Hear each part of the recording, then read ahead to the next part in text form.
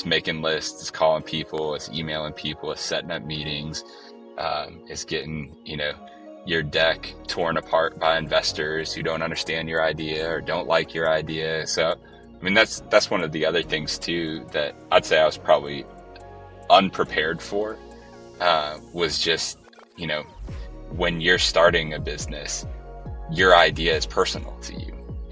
You have a conviction about it. And when you go to raise capital, it's the job of the investors to say no to most of the things they come across. And it's actually their job to pick it apart. It's their job to find the reasons that it probably won't work, because they're trying to de-risk the investment that they're going to make with the capital that they have from their LPs. And so as a founder, you just kind of take a beating, especially in the early days, because it's just like, hey, you're just getting banged over the head by all these investors that you talk to. 90% of them gonna say no, and they just kind of move on at the end of the day. Like, you're one of probably 5 founders they're talking to that day, but for you, it feels like there's so much more riding on that, and so you just kind of have to have that grit and determination and conviction about what you're doing to just press on and treat it as that game of numbers and just find that next one.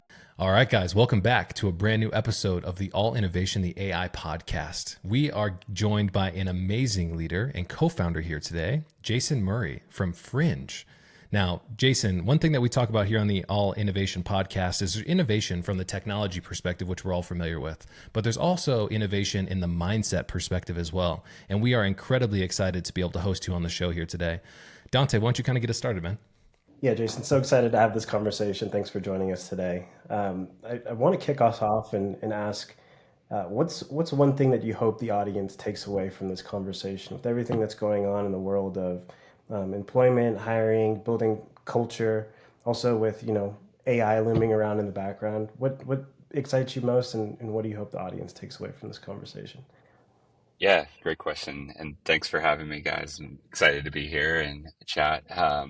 Yeah, I think some of the stuff that I think about is, I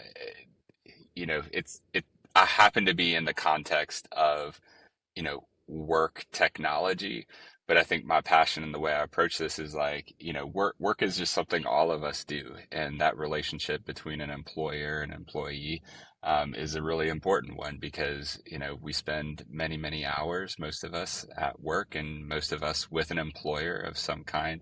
And so I think, this is maybe a little bit reductionist, but when you really get down to it, like all the technology, all the stuff that, facilitates, the good things that might happen really come down to, can we improve that relationship and that experience that an employee has in their workplace? And if the technology is not helping to do that, then I'd say it's probably not very good. It's not helping, move people towards flourishing and kind of the broader sense of that term. And so, that's kind of what we think about a lot. It's part of our mission at Fringe. We talk about changing that relationship between the employer and employee, helping those employers that really care and want to invest in their people thrive and kind of rise to the top. And so that's part of our kind of broader lens on just the work that we're doing in the marketplace, is trying to not just provide a product that does that, but also inspire other companies to, think about their culture, think about that workplace experience, because I think it benefits the business, but it just benefits people. It helps them to flourish and thrive as individuals. Isn't it interesting how we've gotten to a point in society where the relationship with work in itself is more important than ever? We've seen so many organizations struggle with culture, with, making sure that their employees are seen, validated, heard, but also having a good experience in coming to work. And I think that the landscape has completely changed, because often it seems like the employer doesn't have as much leverage over the employee as they once did. Yeah, I think that's true. I mean, you see cycles in the market, and I think, you'll hear companies say like, hey, it's an employee's market, it's an employer's market. And I think that whole paradigm is just doomed to fail. Like, it sets up this adversarial relationship where like employees have the power or employers have the power. And I get it. I mean, I think like systems and institutions can become depersonalized. And so like at some point a company probably does get big enough that like the processes themselves aren't personal, and so you can feel like you're just a cog in the machine. But I think the best companies are really trying to think about the individual and how do I make this experience personal, and how do I help those individuals thrive. And I think that's just it's a more existential question for us as a society. Like we've come a long way from the days of like hunting and gathering and agriculture. And, 100 years ago, most people were just living hand to mouth, like, can I feed my family today? Can I survive to the next month? That's not the world that we live in, most of us. I mean, most of us, and I imagine most of your audience is probably fortunate enough to have a job, have a home. Like their basic necessities are largely taken care of: food, shelter, water, clothing, etc. And so I think just as a species in the West, especially, we're kind of in this place of, well, what greater meaning do I have? And I spend all these hours like doing this work. Is that work purposeful? Do I have good relationships? Like, I'm not just thinking about my survival day to day. And so how is that, thought space, my mind filled by things that help me to thrive as a human being? I'm curious with all of the organiz but I want to get into your background and your story, but I just have this quick question. I'm curious with all the organizations that you've worked with, how do you see um, the impact of some of the solutions that you offer at Fringe, offering this marketplace, allowing employees to choose different benefits? Like, how do you feel that that has attributed to creating a culture for these organizations to where the employees feel, appreciated, they love coming to work, and they want to stay with these organizations for the long term? Yeah, I mean, I would say, in fairness, we're part of the solution. We're not the solution. We can't fix bad culture. We can't fix bad leadership. And so I think there's some preconditions that are just necessary, before a technology solution is going to be beneficial. But I think once you say like, those things, being sufficient, like, hey, leadership is pretty well good, like they want to invest in their people, they have good intentions, maybe they're struggling with culture.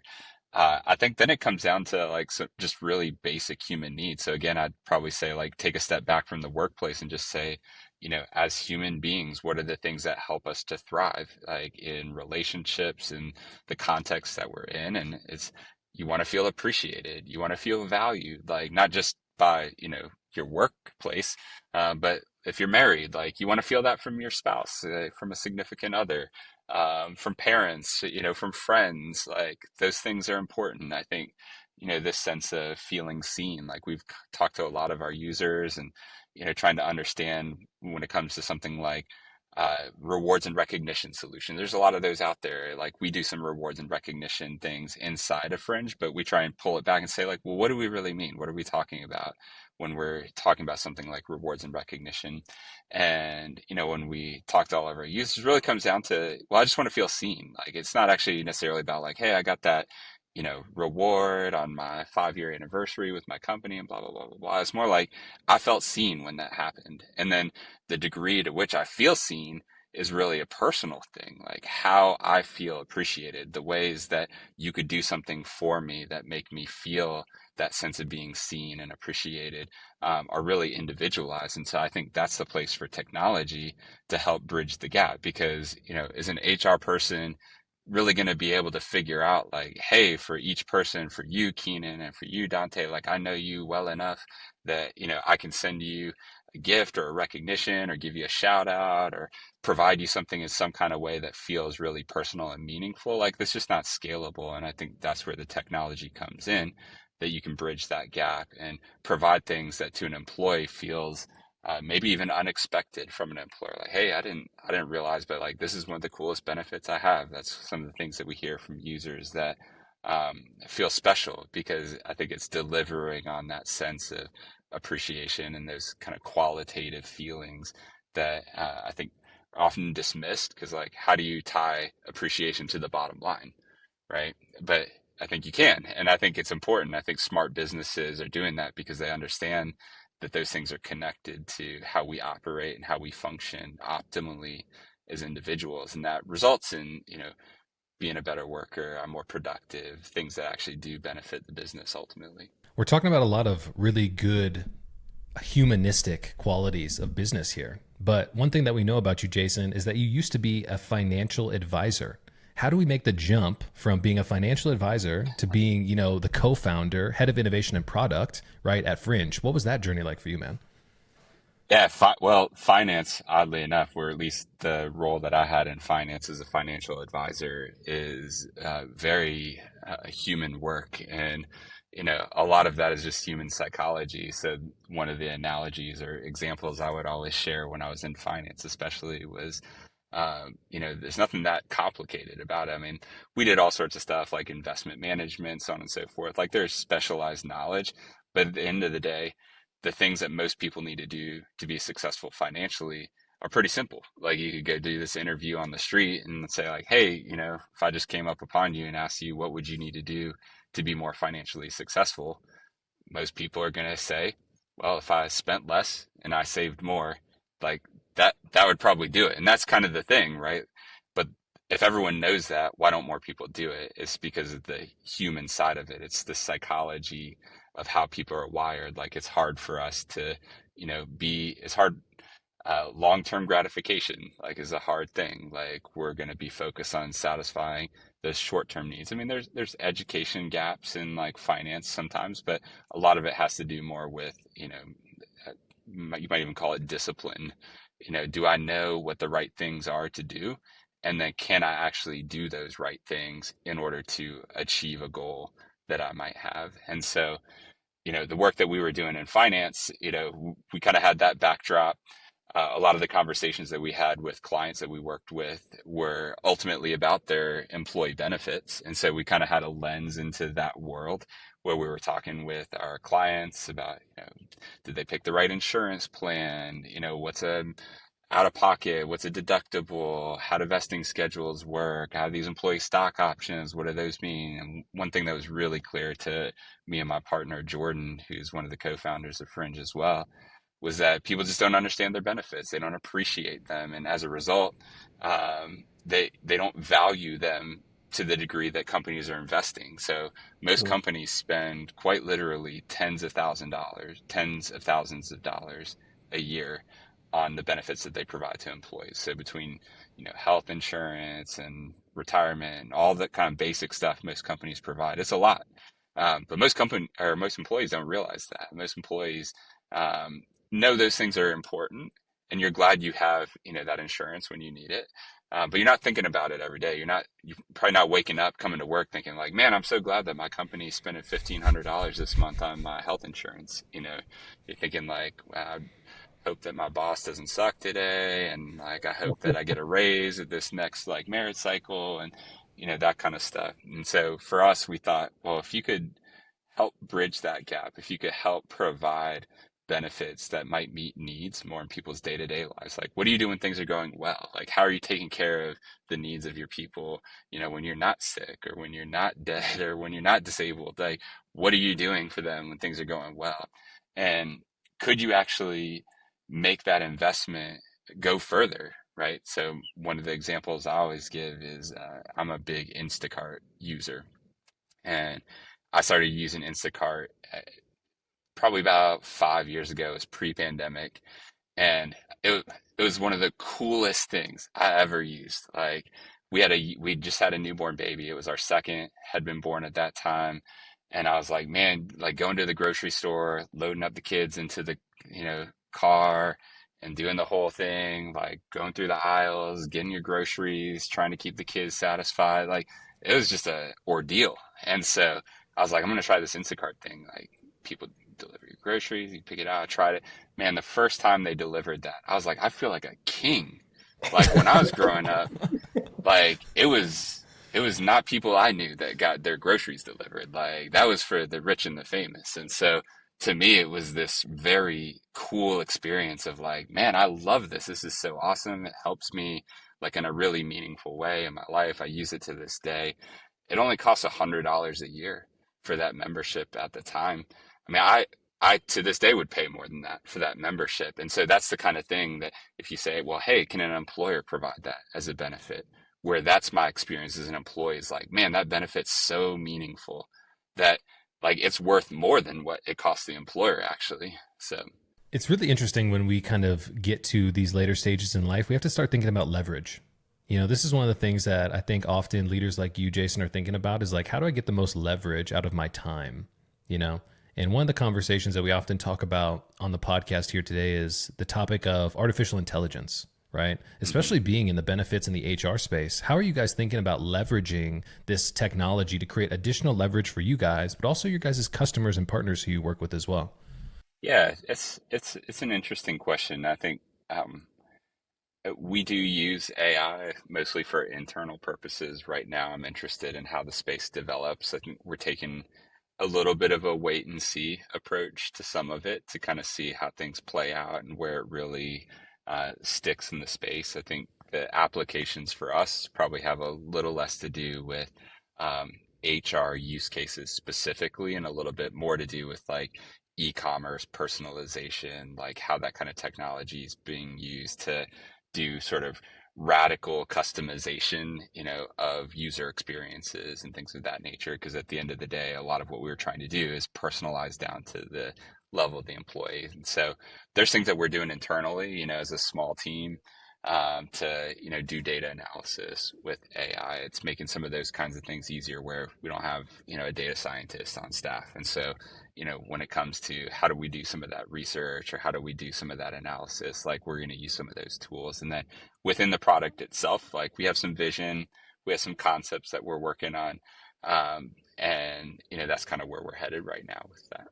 Did you ever feel the pressure, for being in charge of product, being in charge of innovation, that you kind of like had to dive into this very soon? Because you see a lot of conversations and a lot of chatter out there. If you're not using AI, you're going to be behind. You know what I mean? How'd you deal with that Yeah. pressure? Yeah, I mean, investors asked, like, there's kind of a way, but this is like a lot of things. I think the technology space is like there's fads that come and go, and investors will kind of be real hot about something for 18 months, 24 months, and then, it might die off a little bit. And I wouldn't say that's necessarily the case with AI. Um, for a while, everyone's like, "What's your AI strategy? What's your AI strategy?" Like, we've got a business strategy. Like, we've got clear objectives of what we're trying to accomplish in the next 12 months. AI doesn't really help us accomplish that. So I think there is a space for the AI, but especially for startups, I think you have to be smart. Like, you can't just pivot your whole business strategy or pivot your whole product strategy, like all of a sudden, because there is this new thing. Now, there are transformational technologies for sure. And I think AI, especially LLMs and what's happening with those, are one of those things. But it's also, what's the analogy? It's like when you have a hammer, everything starts to look like a nail. And Yeah. so AI can be that, right? So it's Yeah. like AI isn't the answer to everything. AI is the answer to the right problems that you may need to solve as a business, where that AI or LLMs are enabling technology that didn't exist before. And so there's some spaces in our product that we're looking at that. I think we're probably like 6 to 18 months from like doing anything meaningful in that space. Makes sense. Definitely. What I love about what you said is you're like, hey, AI is very exciting, even though there might be external pressures to really adopt this just because it's a really big buzzword. You're like, let's stay focused. Does it help us actually achieve our goals, objectives? And that's really a big part of being a founder is you have to stay lean and you have to stay focused. One of the things I would love to get into is like how we got here, like where you are today. In our previous conversation, we talked a little bit about like the journey from like zero clients to your very first client. Can you talk a little Hmm. bit about that? Yeah, man. Well, I was a first time founder. There were about four of us when we were getting started.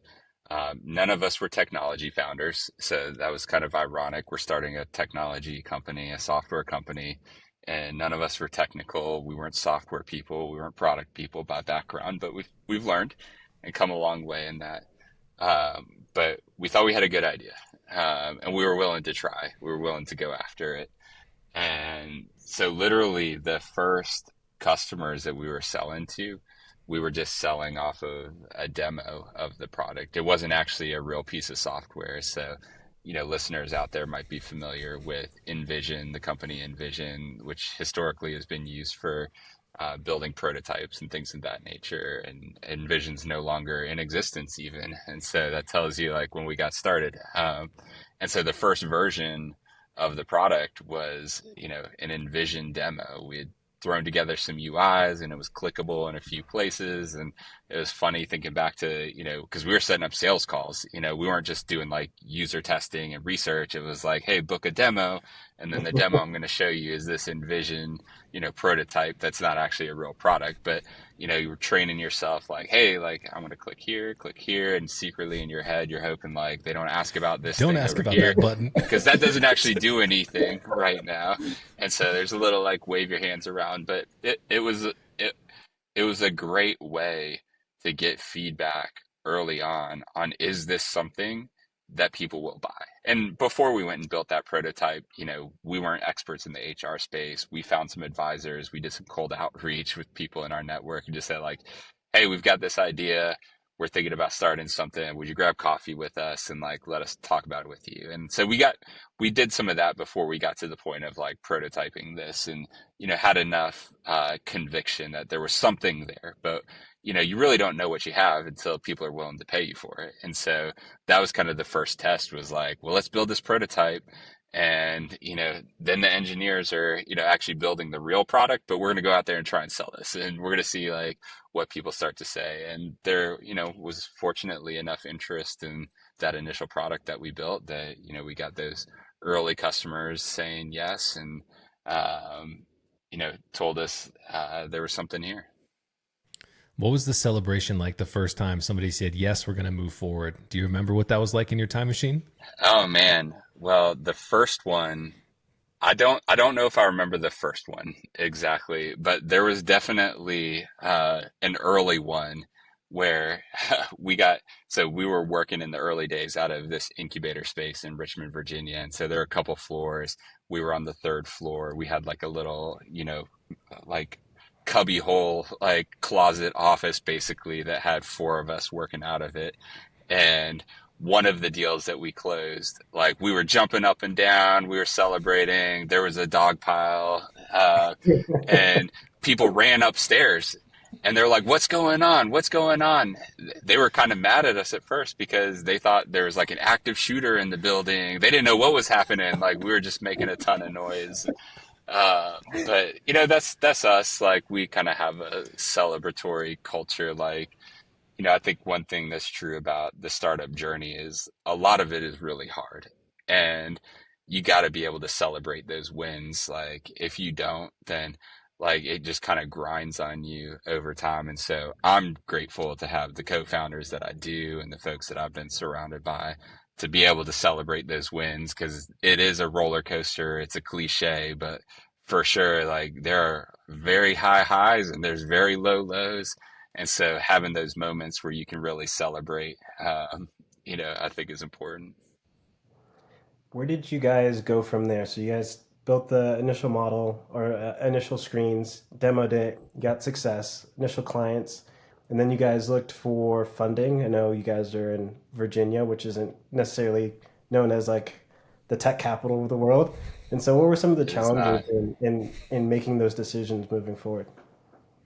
Yeah, so, being non-technical, we didn't have an engineer on the team that was building the product in-house. So that was one of the decisions we had to make early on was, how are we going to build the actual software that we start to use? And so we found a third-party developer. I think that's where a lot of people start. In hindsight, like it would have been nice to have somebody on the team, that you're working with more closely. But I think, every startup sort of ends up having the right skill set within the team or the right relationships to get started, or they don't, and we didn't. And so that's kind of the route that we went. One of the other things that we decided pretty early on was we felt that our concept was one that merited venture capital. I don't think every idea does. There's lots of businesses that you can take the time to build it incrementally, and maybe not even incrementally. Some grow very fast, but most startups take time. They don't happen overnight. The PR would make you think there's lots of overnight successes. Like those are the rare, rare, rare exceptions. They're not the rule. And for most founders, it's a slog. You're just grinding away at it. And so you really got to be thoughtful about, is venture capital the route that you need to take for your business? Are there competitive threats, or are there technological things going on in the marketplace that are moving quickly that necessitate, some speed and ability to develop your platform, develop your software more quickly? And so for us, when we looked at the marketplace, when we looked at what was happening with businesses, what they were trying to do, some of the other solutions that were on the marketplace, we felt like venture capital was necessary or would be useful for the business that we wanted to try and build. It was super challenging, the early days, like coming in and getting Fringe going, where we're just raising from angel investors first. you know, we didn't know anyone who had money. My family doesn't have any money where they were contributing, that seed capital, and neither did the other founders. And so, and we didn't really have friends that were kind of in that space either. So we like to say we went and made a bunch of new friends that could support us and provide that angel investment. And so those were kind of the early days, was just like having conversations, pitching the idea. There's probably about 24 different angel investors that made investments in the early days that allowed us to get that first MVP of the software, from prototype to something real that users could actually come onto that platform, start using it, and turn it into something real. Do you have advice for the younger version of Jason and his co-founders who are thinking about raising money that you could kind of give to the next generation of people who find themselves in the space of like, okay, we have to go raise money, but how should we do it appropriately? Anything that they should be aware of in that process? It's just a sales funnel. I think we kind of approached it that way because, coming into it, like some of our background too was in sales. And so I think that's one of the things that you've got to know as a founder going into it that's hard is, it is a sales funnel. Like, you're going to get a lot more no's than you get yeses. You probably need to talk to 100 investors to get 10. Like, it's just a game of numbers. But if you have, a viable idea and a good business plan, and you've got some sense, like, you're going to find those people. You just got to get enough at bats and opportunities, and you got to rely on other people too. I think that was one thing that we knew coming into, is like, hey, we don't know anyone. So like, nothing's going to be handed to us here. And so like, we're just going to have to network our way through. Like, we're going to have to get referrals. Like, every investor we talked to was like, hey, who else should we be talking to that you could introduce, like make an introduction or send our deck along to them. And I think that's just like, that's some of the grind and hard work in the early days, that like, there's no magic formula. It's just hard work. It's just gritting it out. It's making lists, it's calling people, it's emailing people, it's setting up meetings. It's getting, your deck torn apart by investors who don't understand your idea or don't like your idea. So, I mean, that's one of the other things too that I'd say I was probably unprepared for, was just, you know, when you're starting a business, your idea is personal to you. You have a conviction about it. And when you go to raise capital, it's the job of the investors to say no to most of the things they come across. And it's actually their job to pick it apart. It's their job to find the reasons that it probably won't work, because they're trying to de-risk the investment that they're going to make with the capital that they have from their LPs. And so as a founder, you just kind of take a beating, especially in the early days, because it's just like, hey, you're just getting, banged over the head by all these investors that you talk to. 90% of them going to say no. And, they just kind of move on at the end of the day. Like, you're one of probably 5 founders they're talking to that day. But for you, it feels like there's so much more riding on that. And so you just kind of have to have that grit and determination and conviction about what you're doing to just press on and, treat it as that game of numbers and just find that next one. Howard Schultz from Starbucks was told no 242 times while trying to raise money for Starbucks. Yeah. He always talks about his mindset and keeping going there. How did you kind of fortify the team's mindset when you guys are so charged up and amped up about what Fringe is going to be, but then people are saying no to you guys all the time? It's like, how do you keep the team morale high and keep pushing? Yeah. I think we had great relationships, or we have, great relationships amongst the founding team. we were all friends prior to Fringe, and so we went into business with each other. I guess the conventional wisdom is don't go into business with friends, but I don't know how you do it with people who aren't friends because there are challenges, there is conflict, there are plenty of times where you need someone to pick you up and give you encouragement, and having that existing relationship, I think, really makes that a lot easier because you know those people that you're kind of in the trenches with when you're going through that stuff. I love the story of resilience that we're talking about and just the sheer grit that you need to have to be a founder and really get through. Looking at your guys' customer profile on your guys' website, you have so many impressive logos. I'm curious, taking yourself from where you guys are today, where was that inflection point where you're like, okay, we're no longer in the quote unquote the startup mode, the early days? Like what was that inflection point for you guys? Yeah, I think you hit that. In startup world, people would call it product market fit, um, which I always thought was ironic because coming into that whole environment, like we weren't like startup guys. And so even the lingo people used was like unfamiliar. And so like we'd meet with investors and they'd say things like product market fit. And I'd be like, what are they talking about? Like, I don't know what this thing is. And then it kind of hit me and I was like, oh, they're just talking about like, do people buy your product?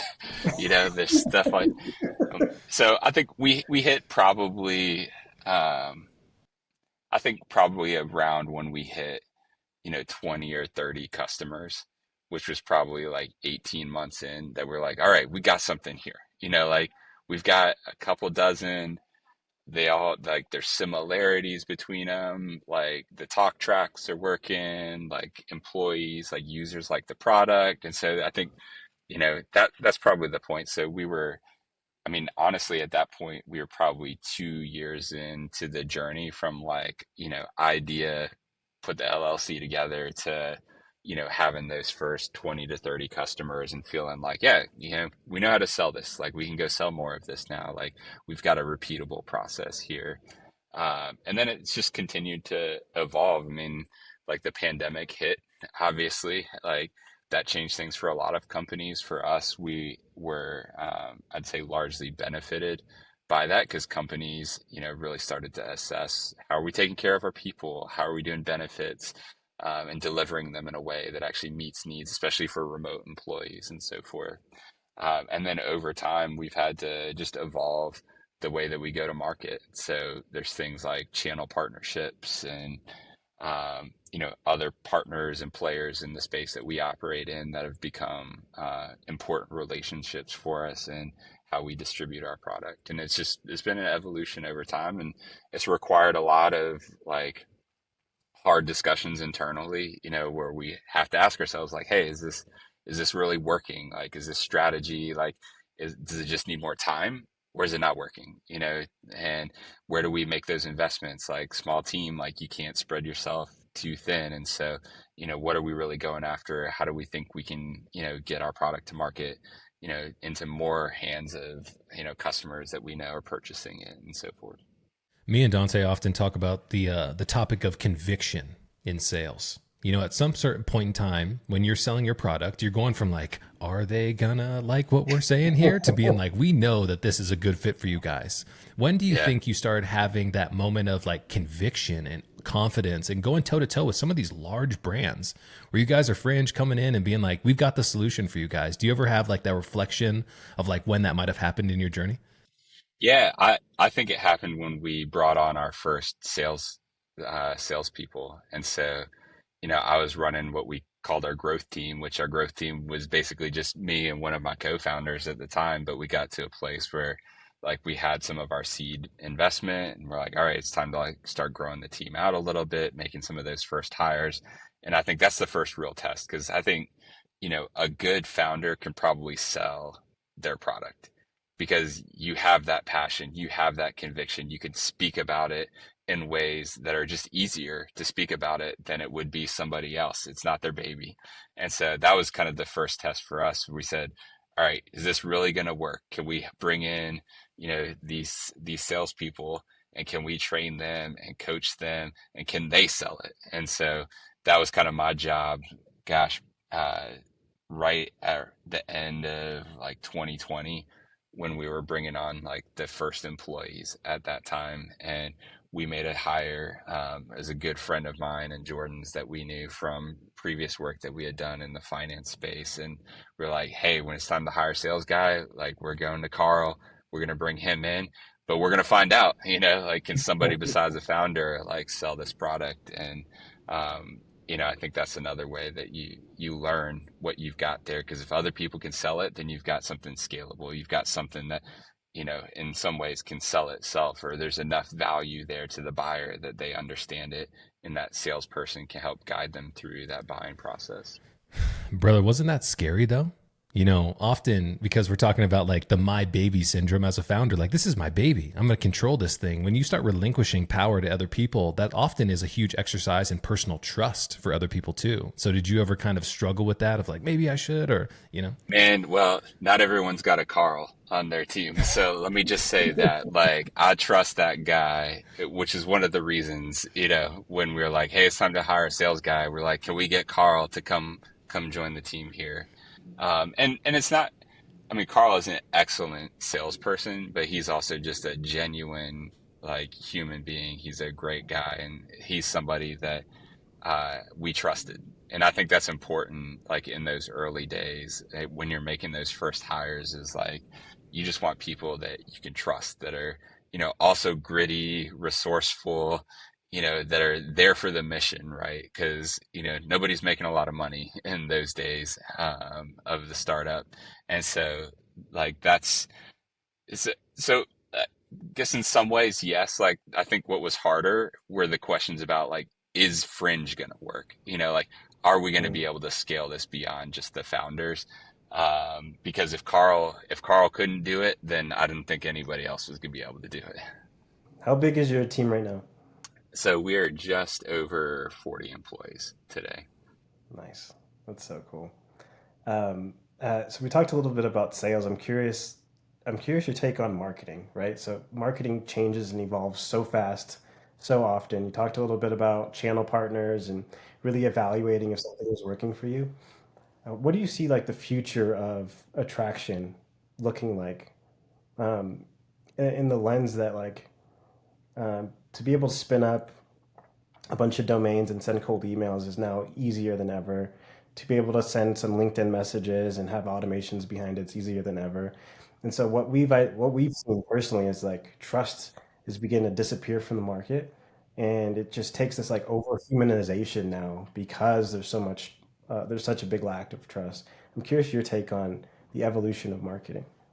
Yeah, it's certainly made it harder to sell direct, and I think to sell direct with B2B products. So I think there's still a premium on relationships. I think there's still a premium on, one of the things that I think is great about our team is the kinds of people that end up working at Fringe are just very likable people for the most part. And so they're the kind of people that, everyone probably a couple years ago was like, don't go to conferences. You can just like send out a bunch of emails, save the money. Like, you don't need to do that stuff. But we've always believed like conferences are where it's at, and not because like we're going to leave with like a whole bunch of leads that we're going to then, outreach to and schedule them. Like that happens, but we meet the people meet us, like we build the relationships, we're building our credibility, we're building our rapport, not just with prospects and potential customers, but we see our customers there now because we have enough that like we see them at these conferences and we see partners at these conferences. And so I think there is a human element that's very much needed in the space today. What we're hearing, and I think what we're seeing ourselves, is that a lot of the direct sales that's kind of been the bread and butter of B2B companies just isn't working. Like the email campaigns like aren't working. The efficiency is just falling off the cliff. Marketing spend, like it's just not driving results the way it was maybe 3 years ago, maybe even 2 years ago. And so getting creative, about how you go to market.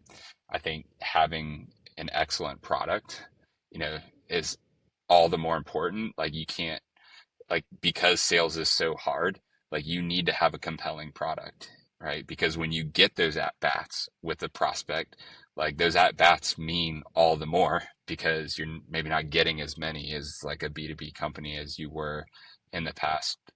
One of the things that we made a bet on probably 4 years ago was these channel partnerships. And so we just said, what is going to be the best way to achieve more efficient distribution? We can go sell direct, we can go, head to head against competitors. And, we've been successful doing that. We have a few hundred customers. Like, we've built the business that we have today with that sales motion.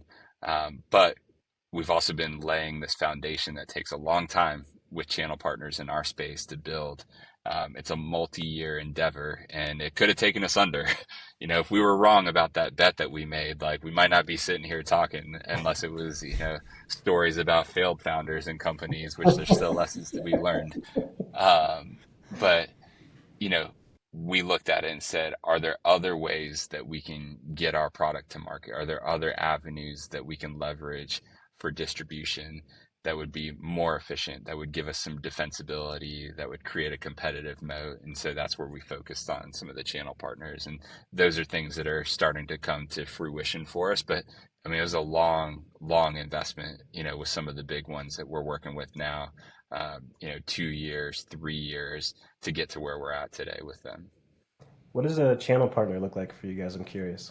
So some of the ones that we're working with are like big payroll companies, HCM, human capital management players, benefit administration companies. So basically like companies that are themselves software and in the HR space. So they're selling and going to market through the people that we sell direct and go to market through. And the difference is, we're pitching our product is essentially an add-on to theirs. So we're getting bundled in or we're getting packaged into their software. So instead of us having to rely on, direct sales to that customer is like another third party tool. Like when you buy the software of one of those partners, you're also buying us with it. And so it just changes the buying decision that's being made because we're just part of that package. And now what we're really focused on is how do we activate those customers? So instead of trying to get them to, pay us a PEPM and, utilize the platform, now we're just focused on, hey, you already have this tool, you bought the software already, we're here, we're part of this package, like turn it on, here's how you use it. It changes the paradigm a bit. I want to talk a little bit about the mindset that comes along with being a founder. So my first question, part one, is was this journey like you expected it to be? Ooh, no, not at all. I think starting out, like I mean, you realize when you start out, like failure is always possible, but I think you also feel like success will come faster. And I think it's hard to be prepared, even if somebody were to tell you, it's hard to be prepared for the experience of going through that journey. Like it's hard to be prepared. Nobody can really tell you what it's going to feel like to get a term sheet from an investor and go through a whole diligence process. And you're about to get a couple $1 million of investment and you're just days away from closing it. And investor walks away from the table and you're just devastated because you're thinking, how are we going to keep the lights on? Like, is it over? Like, maybe it's over. Maybe this is it. Like, I don't know. Like, you can't be prepared for those kinds of things, even if somebody told you. And so I think had I known, I don't know that I would have done it though. So that's the other thing is, uh, there is a benefit to some of the ignorance because, if you know something's really hard, like you count the cost and you maybe go into it a little bit differently. But there's also something to be said for just, burn the ships. We're going forward. We don't know what's going to happen. And for us, that was part of the mentality. And I think part of the reason for that mentality was we didn't have a fallback. There wasn't like a cushy corporate job waiting for us if, Fringe didn't work out in a couple months. It was like we put aside a business that was going really well, that was early, but it was going really well. That probably would have been a really nice business for us to try Fringe. And so for us, it was like, hey, we we put this thing down over here, like this has to work. And so for us, there was always that sense of determination that was like, we'll figure out a way, like no matter what obstacle comes, like there's a way around it. Like we can develop a strategy, we can get through this, or we can like just kind of push on. And I think that's important for founders. There's a lot of people with good ideas, but I think there's not a lot of people that are willing to put in that effort. And there's nothing special about it. Like that's the thing that I would tell people is like, if you look at me, I'm just a regular guy. You look at my resume, like there's nothing that you would see there like, oh, this guy should be, starting a software company. Like there's nothing that you would see about that. And so I think, hopefully people could take encouragement from that, and that like you don't have to be like a genius. You don't have to be a software engineer. You don't have to have like the greatest idea in the world. Like most of the ones that are successful is because the founders persevered and got lucky along the way too. There is that like just the timing you get right, and there's uncontrollable factors, but the things that you can control are that, determination, like how hard are you willing to work for it. This is you sound exactly like the Nvidia CEO who was asked if you could Yeah. do it all over again and build $1 trillion company, would you do it? And he says, absolutely not. I wouldn't do this. But because of the pain that we've been through, this is why I love the brotherhood of founders and CEOs of people who have started their journey. Unless you've been through it, you really don't know how to deal with it. And you can't empathize truly with that heartbreak and that moment of saying, okay, the burning the boats analogy is great. We've got so much time sunk into this that the only way to get out of this is to go deeper into it. So how Yeah. have you kind of harnessed that relationship with failure over these years? Well, you got to learn from it. So I think there's there's determination and there's stupidity. And, sometimes there's a fine line between those two things. And so, I mean, I think that's why the trust between founders is really important. Like having co-founders, having people around you that you really trust, because, sometimes you do just have to be determined and like kind of plow forward, even if you don't know exactly what the next right thing is. And then there's other times where it's like, man, we're just banging our heads against the wall. Like we should probably stop. We should probably try something different here and, not be stupid. But I think you can't figure that out for yourself usually. Like somebody else has to come in. And I think that's what I found in, the relationships I have with my co-founders is usually when one person's like freaking out about something, like the other person's like, hey, like, this is what I see going on. Like they're a little more level headed, and like we all take turns doing that at different points along this journey. And, I think you need that. Sounds like a conversation Dante and I had earlier today, which is very funny. I won't ask who is who in that. Yeah. My last question to you is, for all the founders going through this journey, listening in, what's one or two things you would say to them to stay grounded in this process? Yeah, I think you need community with people who have been through it.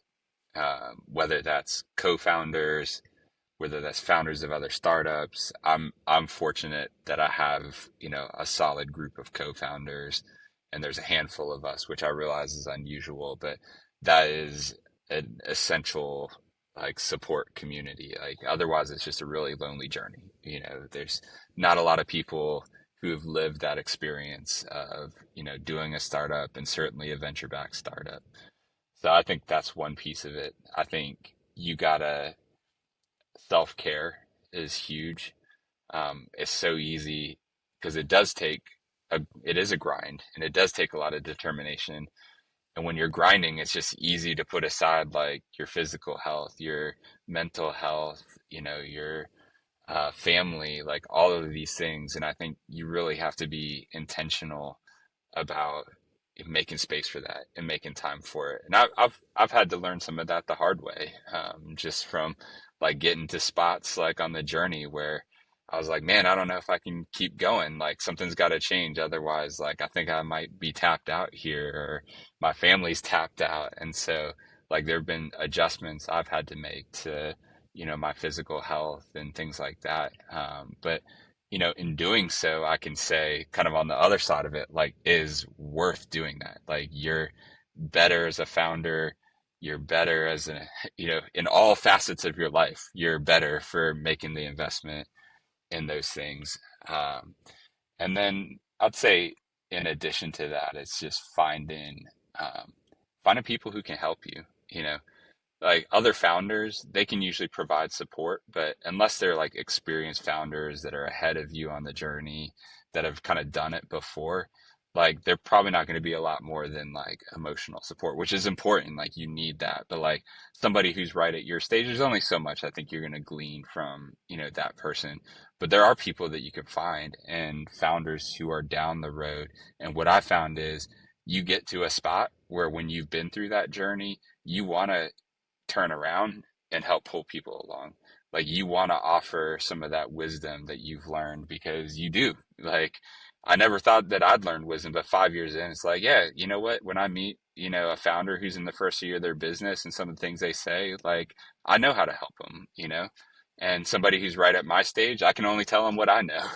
But I think it's important to, reach out, find those people that are ahead of you on the journey that can actually give you some wisdom, that can give you advice, that can give you real meaningful support to help you make better decisions on your path.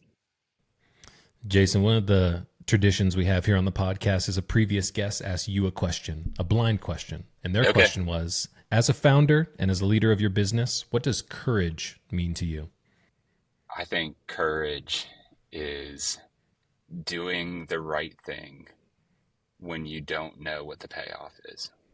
Like I talk about that with my kids, is, and just when I think about what do I want my kids to learn, like what are the values that I want them to have, is um, I want them to be good people. I want them to think about others and, to put others first and that kind of stuff. But I also want them to have courage. Like I see a lot of people that um, just live in fear, that are afraid to take a step, that um, I think are great people. And the only thing that's holding them back is, that unknown. And I think courage is, being willing to take that step when you don't know what the result's going to be. So, And that is a beautiful place for us to be able to wrap today's episode of the podcast. Once again, Jason Murray, thanks for joining us, man. We really appreciate it. thanks for having me, guys.